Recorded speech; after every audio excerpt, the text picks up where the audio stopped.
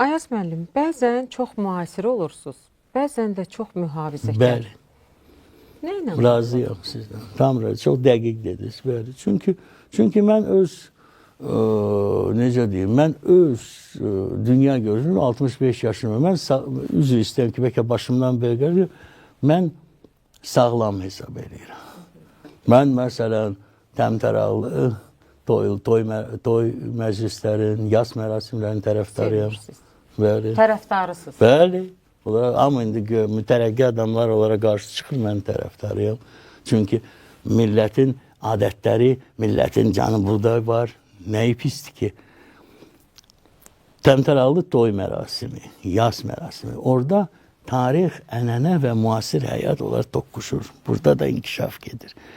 Toy məclisləri də inkişaf edir də, mən yadımdadır da və 84-cü ildə necə toylar ki, indi necə keçir. O vaxt məsələn, bəylə gəlin axırda bir dənə vazalı rəqsini oynayıb otururlar müqavva kimi. İndi yox. Və yadımdadır, çox şeylər. O vaxt qızın atası toya getməzdi, sonra yalvar yaxarla gətirirdilər. İndi elə şeylər oynamazdı, İndi bəli şeylər oynamazdı. Yəni müəyyən dəyişikliklər var və buna çox diqqətli olmalıdır. Çünki adətlərdə orada da mədəniyyətin əlamətləri var. O çox maraqlıdır.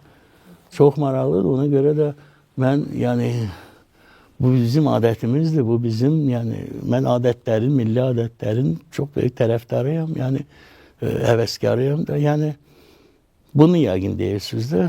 Onlar getsə mənfi, çox mənfi cəmiyyətimizdə mənfi həm əxlaqda, həm mənəviyyatda mənfi dəyişikliklər ola bilər. Ayaz müəllim.